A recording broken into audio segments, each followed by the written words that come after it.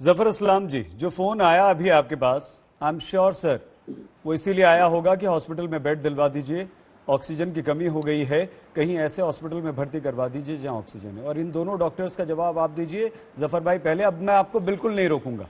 अगर doctors, doctor Malik, doctor Makkar, अगर आप सेटिस्फाइड हैं तो चुपचाप सुनिएगा, वरना अब आप इन्हें टोकिएगा।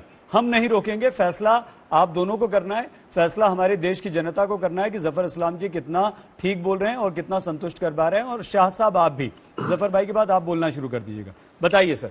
देखिए सईद साहब, इसको मैं ड्रामेटाइज नहीं करना चाहता हूं। मैं बिल्कुल संजीदगी से इस बात का जवाब देना चाहता हूं। दोनों डॉक्टर हैं, सम्मानजनक लोग हैं, और इस वक्त ऐसी स्थिति में जाहिर है वो परेशान भी हैं। और वो नहीं, सारी सरकार भी परेशान है, लोग भी परेशान है। जब आपदा आती है तो सभी परेशान होते हैं। ये कहना कि सरकार बिल्कुल परेशान नहीं, ये समझना ये भी गलत है।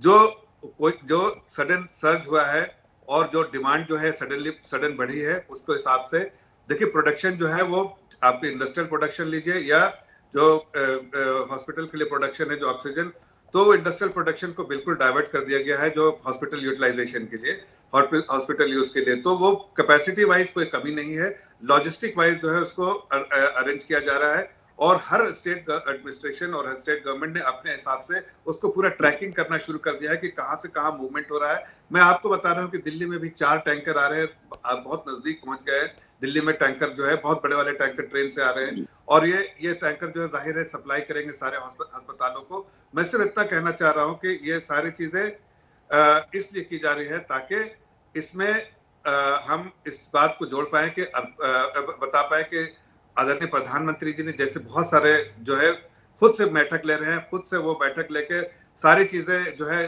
मुहैया करा रहे हैं। और जफर जी, इसमें मैं थोड़ा सा बीच में ये टोकना चाहूंगा, अगर मेरे को आप इजाजत दें तो मैं छोटी सी ये चीज टोकना चाहूंगा। देखिए, मरीज को ये फर्क नहीं पड़ता कितने मीट्रिक टन हमने उत्पादन किया, कितने मीट्रिक टन हमारे पास पड़ी है, मरीज को ऑक्सीजन चाहिए।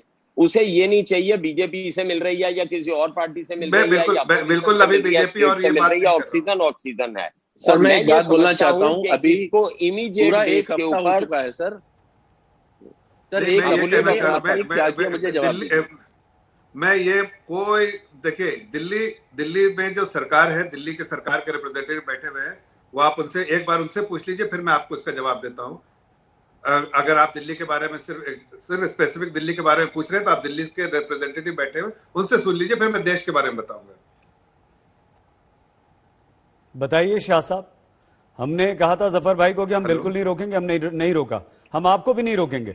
डॉक्टर मक्कड़ और डॉक्टर मलिक ही रोकेंगे अगर उन्हें कुछ लगा तो। जैसे डॉक्टर मलिक को ठीक नहीं लगा तो जफर भाई से उन्होंने सवाल पूछा दूसरा। ठीक है, ओके।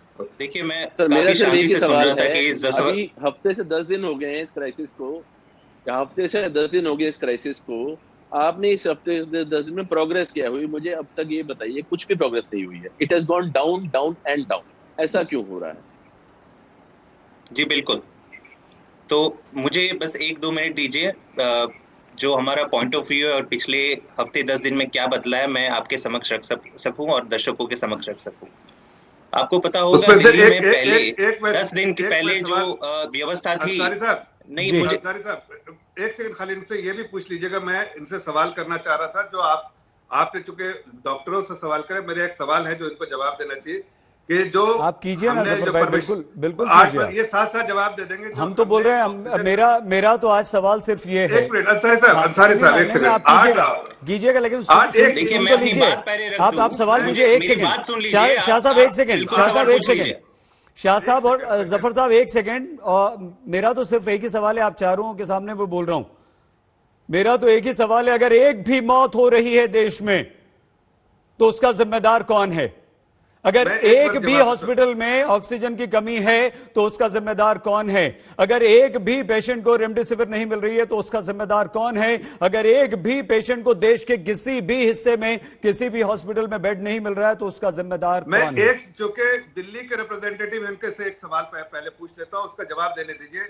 2 सवाल है मेरे। एक तो पहले के जो 8 जो पीएसए प्लांट, जो ऑक्सीजन प्लांट लगाने की परमिशन सेंट्रल गवर्नमेंट ने दी थी, वो क्यों नहीं लगा? इसके बारे में डॉक्टर्स को बताएं, और उसका प्रोडक्शन क्यों नहीं हुआ? एक लगा, वो भी फंक्शनल नहीं है। दूसरी सवाल कि जब वो कह रहे थे मुख्यमंत्री कि ऑक्सीजन घर घर तक पहुंचाएंगे एक हफ्ते पहले, और ये पूरे डंके के चोट पे बताना चाहते थे आपके चैनल और सब चैनल पे कि हर चीज की अरेंजमेंट है, नथिंग टू वरी, तो उसका भी जवाब इनसे ले लीजिए, इसलिए कि डॉक्टर्स को इनको जवाब चाहिए, दिल्ली में इनकी सरकार है। बिल्कुल। तो पहले तो मैं ये कहना चाहूंगा कि देखिए, आज अगर देश के सामने इतनी बड़ी समस्या है जो ऑक्सीजन की, और मैं पहले सबसे मैं मानता हूं कि ये बड़ी समस्या है, और अगर भाजपा के नेता और प्रवक्ता ये भी नहीं मानेंगे कि नहीं आज की तारीख में कोई समस्या नहीं है, तो मेरे ख्याल से इसका समाधान हम नहीं ढूंढ पाएंगे। दुख की बात है, जब मैं भाजपा के प्रवक्ता को सुन रहा था, कह रहे कि कोई इशू नहीं है, बहुत प्रोडक्शन है, हम भी सप्लाई कर रहे हैं, लेकिन आंकड़ों में जो सच्चाई छिपी है मैं वो आगे रखना चाहूंगा। हमारा दिल्ली का जो आज की तारीख में कोटा है वो 490 मैट्रिक टन है, कल तक वो 480 मैट्रिक टन था, लेकिन पिछले केवल 2 दिन की सप्लाई देख लीजिए, परसों केवल 309 मैट्रिक टन पहुंचा था और कल 335 मैट्रिक टन पहुंचा था। दिल्ली की जरूरत कितनी है? 700 मैट्रिक टन है। वो 10 दिन पहले हमने केंद्र को इन्फॉर्म कर दिया था कि चलिए धीरे धीरे करके आप हफ्ते में 700 मैट्रिक टन तक पहुंचाइए, क्योंकि उतनी जरूरत है।